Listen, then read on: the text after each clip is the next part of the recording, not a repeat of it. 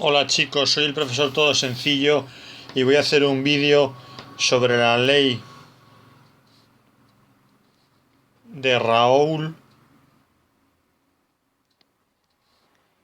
y las propiedades coligativas.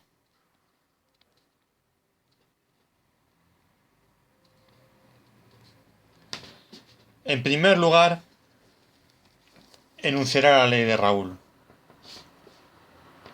La ley de Raoul nos dice que la presión de una disolución ideal es igual a la fracción molar por la presión del disolvente puro.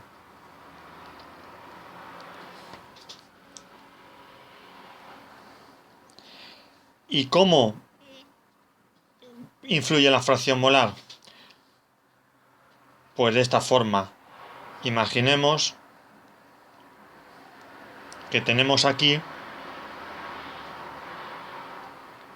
un mol de agua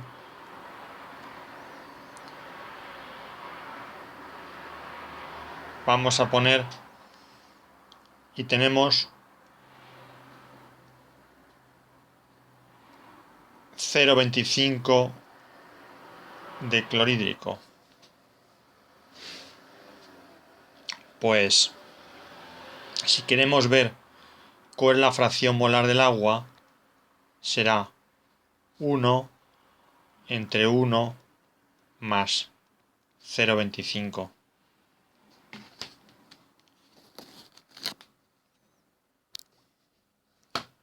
O sea, 0,80.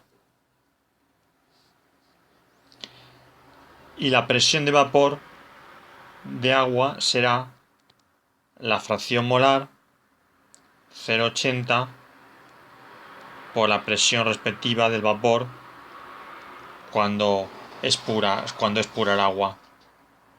Bien, hemos enunciado la ley de Raoul, decir que la presión del disolvente es igual, podemos decir también, a 1 menos la presión del soluto por la presión de la disolución cuando sea pura.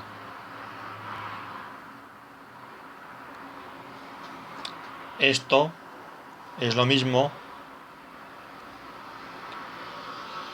fracción molar del disolvente que 1 menos fracción molar del soluto.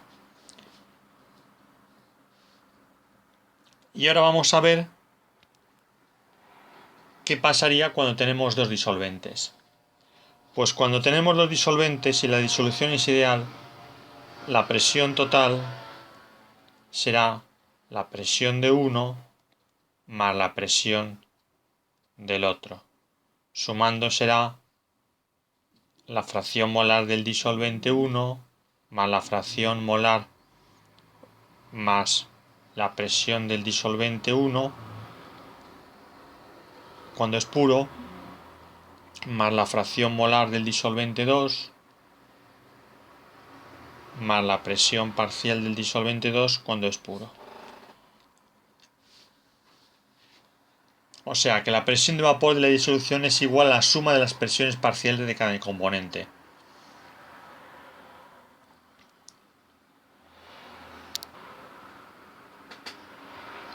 Y ahora vamos a ver las propiedades coligativas.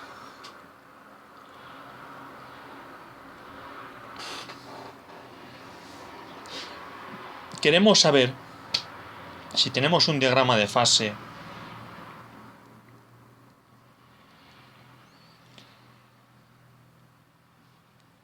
y nos varía la presión del vapor, cómo esto se va a traducir en el punto de ebullición y el punto de fusión.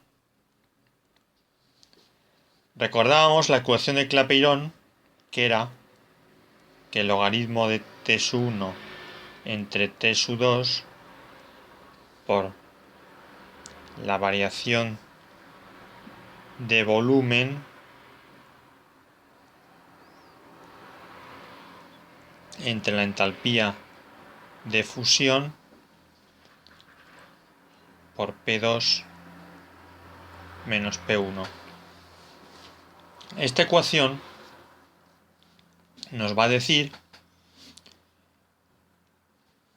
que para la ebullición en que el volumen aumenta,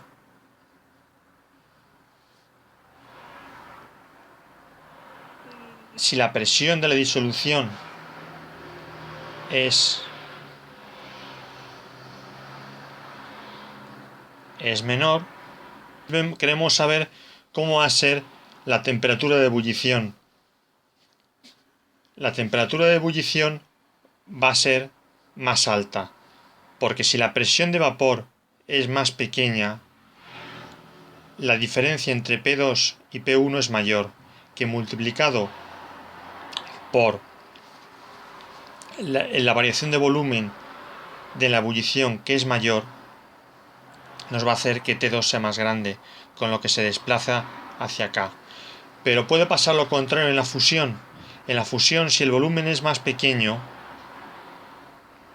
puede hacerse que el diagrama de fase se desplace hacia acá, para temperaturas más pequeñas.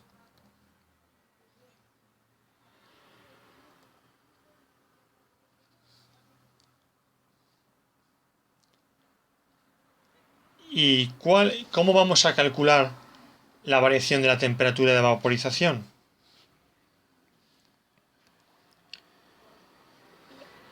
La variación de la temperatura de vaporización es igual a la constante ebulloscópica por la molaridad. La constante ebulloscópica es específica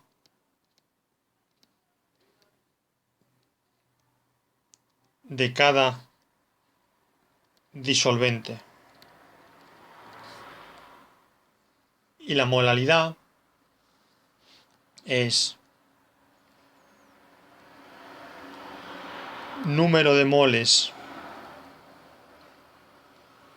de soluto entre masa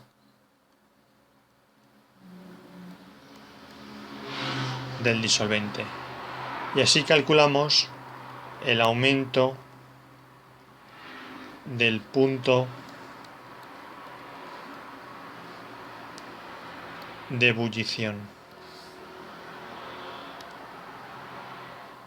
¿Y cómo vamos a calcular el descenso del punto de fusión?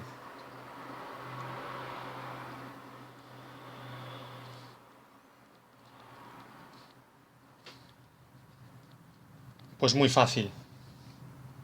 La variación de la temperatura de fusión es igual a menos K sub F, siendo K sub F la constante crioscópica por la molaridad.